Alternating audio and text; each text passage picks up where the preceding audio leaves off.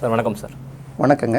ஒரே நேரத்தில் பிறந்த இரட்டை குழந்தைகளில் ஒரு குழந்தையோட வாழ்க்கை மட்டும் உச்சநிலை அடையுது, இன்னொரு குழந்தையோட வாழ்க்கை அந்த குழந்தையோட வாழ்க்கைக்கு ஏற்பட்ட உச்ச அளவுக்கு இவங்களால ரீச் பண்ண முடியல. அது என்ன காரணம் சார்? ஏன்னா ரெண்டு பேருமே ஒரே நேரம் ஒரே நாளிகையில் தான் ஜனனம் எடுக்கிறாங்க. ஒருத்தர் மட்டும் உயர்நிலை அடைகிறாரு, ஒருத்தர் மட்டும் ஏன் அந்த உயர்நிலை அடைய முடியல? ஆக்சுவலாக இதை எப்படி பார்க்கணும் அப்படின்னு கேட்டிங்கன்னா, இப்போ நம்ம அந்த நடந்து முடிந்த சட்டமன்ற தேர்தலை பார்த்தோம். விஜய் முதலமைச்சராக இருக்கார். சாதாரணமாக தேர்தலில் நிற்கும்போது அவங்க அங்கே கருத்து கணிப்பெல்லாம் சொல்லிகிட்டு இருப்போம். விஜய் பிறந்த நேரம், பிறந்த தேதி, பிறந்த ஊர், இதே டைமில் இதே ஜாதகத்தோடு எத்தனை பேர் பிறந்திருப்பாங்க? குறைந்தபட்சம் ஒரு 10 பேர் 15 பேர் கூட பிறந்திருக்காங்கன்னு வச்சுக்கோங்க. அதிகபட்சம் சென்னையிலே ஒரு 100 பேர் பிறந்திருக்காங்க அப்படின்னு வச்சுப்போமே. எல்லாராலையும் சினிமாவில் விஜய் அளவுக்கு வர முடிந்ததா? அடுத்தது பார்க்கும்போது எல்லாராலையும் அரசியலில் ஷைன் பண்ண முடிஞ்சதா? அடுத்தது கட்சி ஆரம்பித்து 2 வருஷத்துக்குள்ளே முதல் தேர்தலை சந்தித்து வெற்றி பெற்று முதலமைச்சர் ஆக முடியுமா? இப்படி நிறைய யோசிக்கிறோம்ல. இதில் பார்க்கும்போது என்னென்னா, இப்போ நான் சொல்கிறது ஒரே டைமில் ஒரே ஊரில் ஈவன் ஒரே ஹாஸ்பிட்டலில் பிறந்த பிள்ளைங்களை கூட நம்ம எடுத்துக்கலாம்.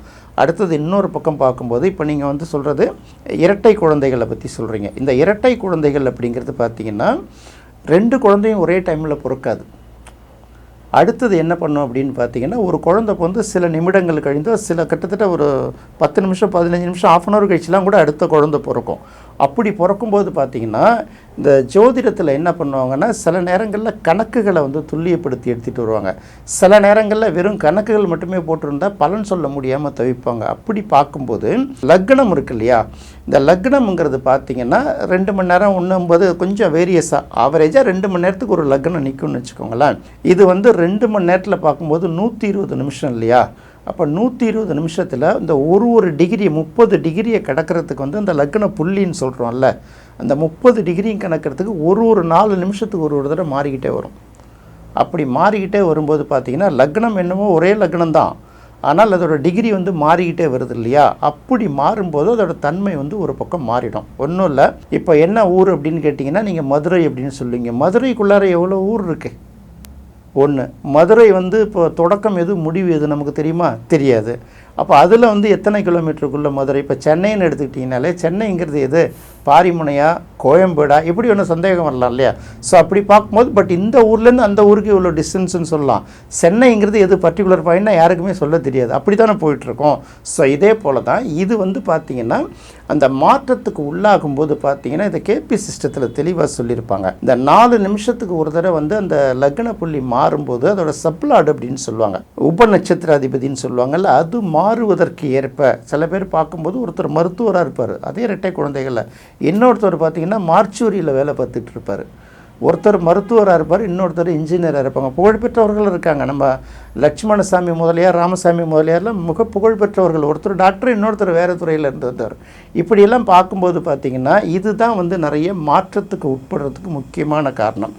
இதையும் அடுத்து பார்க்கும்போது சரி, இது இரட்டை குழந்தைகளுக்கு இந்த நிமிஷங்கள் மாறுபடுதுன்னு எடுத்துக்கிறோன்னு வச்சுக்கோங்களேன்.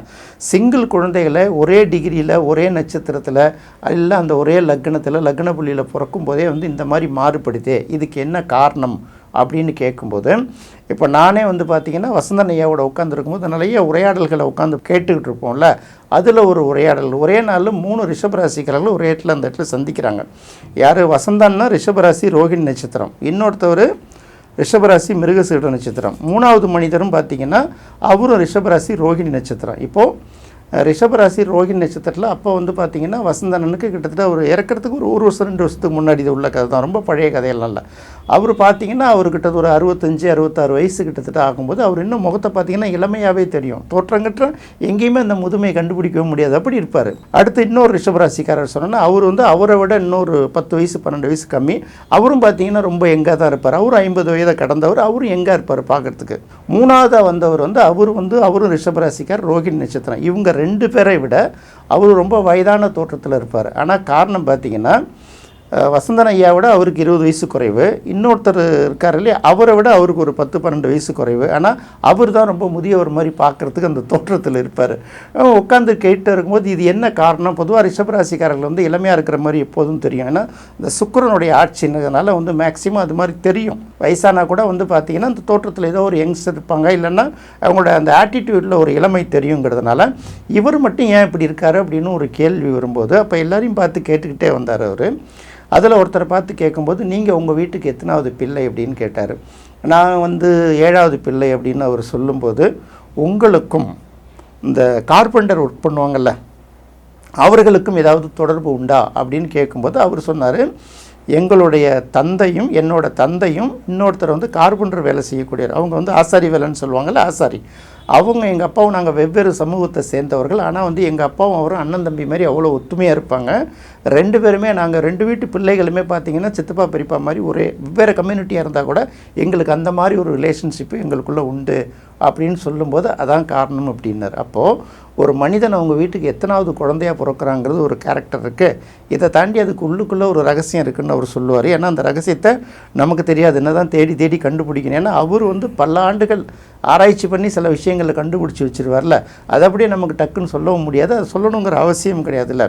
அப்போ நீங்கள் வந்து எத்தனையாவது பிறவி அப்படின்னு கண்டுபிடிக்கிறது ஒரு கேரக்டர் இருக்கு இல்லையா. இப்போ நீங்கள் வந்து உங்கள் வீட்டுக்கு முதல் பிள்ளையாக இருக்கலாம், 2வது பிள்ளையாக இருக்கலாம், 5வது பிள்ளையாக இருக்கலாம், 8வது பிள்ளையாக இருக்கலாம், அது கணக்கு இல்லை. ஆனால் உங்களுக்கு இது எத்தனையாவது பிறவின்னு ஒரு கணக்கு இருக்குல்ல. அப்போ ஒரு பிறவியை கொஞ்சம் கொஞ்சமாக கம்ப்ளீட் பண்ணிக்கிட்டே வந்து கண்டிப்பாக டாக்டர் ஆகணும்னு ஆசைப்படுவோம். டாக்டருக்கு போக முடியாது, ஆனால் ஹாஸ்பிட்டலில் ஒரு சின்ன வேலை கிடச்சிருக்கும். டாக்டர் இன்ஜெக்ஷன் பண்ணுறதும் சர்ஜரி பண்ணுறதும், ஐயா நல்ல டாக்டரையும் உயிரை காப்பாற்றினீங்கன்னு பல பேர் கும்பிடும்போது நாமளும் இந்த மாதிரி சர்வீஸ் பண்ணணும்னு நமக்கு ஒரு எண்ணம் வந்திருக்கும் இல்லையா. அப்போ இதை எப்படி நிறைவேற்ற முடியும்? இதுக்கு மேலே நம்ம எங்கே டாக்டருக்கு படிக்கிறோன்னா இது வந்து அடுத்த ஜென்மத்தில் அது வரைக்கும் அந்த ஆசை வந்து தொடரும். அந்த நோக்கத்தோடையே நீங்கள் போனீங்கன்னா அந்த நோக்கம் வந்து உங்களை தொடரும் அப்படின்னு அவர் சொல்கிறாரு. இதை வந்து சயின்டிஃபிக்காக நம்ம ப்ரூஃப் பண்ண முடியுமா? ப்ரூஃப் பண்ண முடியாதுல்ல. அதனால தான் ஜோதிடத்தை வந்து என்ன சொல்லுவாங்க, சில இடங்களில் குறியீடாக வைப்பாங்க. இதை சில பேர் உணர்ந்து சொல்லுவாங்க. அப்படி உணர்ந்து சொல்லும்போது அவங்களுடைய அனுபவமும் அந்த ஆராய்ச்சியும் அதுக்கு விடை கொடுக்கும். அதெல்லாம் விட்டுட்டு நம்ம யூடியூப்பில் 4 நாள் பேசிட்டோம்னா நம்ம பெரிய ஆள்னு அர்த்தம் இல்லைல்ல. அப்போ அதுக்கு என்ன காரணம், அதுக்கு எப்படி அவங்க ஆராய்ச்சி பண்ணி சொல்கிறாங்க. நான் வந்து இப்போ வசந்தன் ஐயாவோட இத்தனை வருஷம் இருக்கேன்னா அவர் பேரை சொல்லி நான் கமர்ஷியல் நோக்கத்தில் எந்த சம்பாதிக்கும் எப்போதுமே அது மாதிரி பண்ணது கிடையாது. நம்ம சொல்கிறது எல்லாமே ஒரு அவேர்னஸாக இருக்கணும், இல்லைனா பார்க்குறவங்களுக்கு இதுலேருந்து ஒரு நாலேஜ் கிடைக்குங்கிறதுக்காக தான் வெவ்வேறு உதாரணங்களை சொல்லிட்டு போகிறோம். இதை சொன்னீங்கன்னா உங்களுக்கு பணம் வரும், அதை சொன்னீங்கன்னா கோடி சொன்னாங்களாம் இப்போல்லாம் எப்போதுமே நம்ம சொல்கிறது இல்லை. அப்போ ஜோதிடத்தில் இதுக்குள்ளே இன்னும் நிறைய விஷயங்கள் மறைபொருளாக இருக்குல்ல. இப்போ நீங்கள் போன ஜென்மம் இந்த ஜென்மெல்லாம் பேசுனீங்கன்னா யாராவது நம்புவாங்களா? உங்களால் ப்ரூஃப் பண்ண முடியுமா? சில விஷயங்கள்லாம் அவர் வந்து சில அடையாளங்கள் சொல்லுவார். இந்தந்த மாதிரி இடங்களோட தொடர்பு இருக்குன்னா அந்த போகும்போது அந்த இடங்கள் நமக்கு கரெக்டாக வரும். ஏன்னா என்னுடைய அனுபவத்தில் நான் பார்த்துருக்கேன். என்ன மாதிரி இன்னும் நிறைய பேர் அதோட தொடர்புடையவர்களும் அந்த சில விஷயங்கள்லாம் டச் பண்ணியிருக்கோம். அப்படி பார்க்கும்போது அவர் வந்து எந்த அளவுக்கு இதற்காக தன்னை அர்ப்பணிச்சுக்கிட்டு அவர் தேடினார், எவ்வளவு பயணித்தார், வாழ்க்கையில் எவ்வளோ செலவழித்தார், காலத்தை எவ்வளோ இழந்திருக்காரு, வாழ்க்கையே அதுக்காக இப்படி ஒப்படைச்சிருக்காரு அப்படின்னு தானே பார்க்குறோம். இதில் வந்து அவர் சக்ஸஸ் ஆகிறாரு. அப்படி பார்க்கும்போது தான் இரட்டை குழந்தைகளாக பிறக்கும்போது ஒரு குழந்தை இப்படி இருக்குது, ஒரு குழந்தை அதுக்கு சம்மந்தமே இல்லாமல் கீழே போகிறதையும் பார்க்குறோம்ல. அதே போல் ஒரே நேரத்தில் ஒரே நாளில் ஒரே இடத்துல பிறக்கக்கூடிய வெவ்வேறு குழந்தைகளும் எல்லாத்துலேயும் ஒரே மாதிரி இருக்கிறது இல்லை. இந்த காரணத்தை பிடிக்கிறது தான் இந்த ஜாதகத்தில் ஜோதிடத்தில் அடங்கி இருக்கக்கூடிய சில ரகசியங்கள். இதை நம்ம தேடி தேடி தேடி தேடி ஆராய்ச்சி பண்ணி பண்ணி போனோன்னா தான் நமக்கு கொஞ்சமாவது புலப்படும். ஏதோ தெரிஞ்ச மாதிரி எல்லாம் தெரிஞ்ச மாதிரி நம்ம பேசணுன்னா புலப்படாது இல்லை. இதுதான் நீங்கள் கேட்கறதுக்கான கேள்விக்கான ரகசியம். எனக்கு தெரிஞ்சு வசந்தன் ஐயா சொன்ன பதில் வந்து இதுதான். சார், நான் கேட்ட கேள்விக்கு வந்து இவ்வளோ மறைபொருளான விளக்கங்கள் இருக்குன்றதை சொன்னதுக்காகவும் நம்ம வசந்தன் ஐயாவை இதுக்காக தொடர்படுத்தி சொன்னதுக்காகவும் என்னோட மனமார்ந்த நன்றி சார். நன்றிங்க.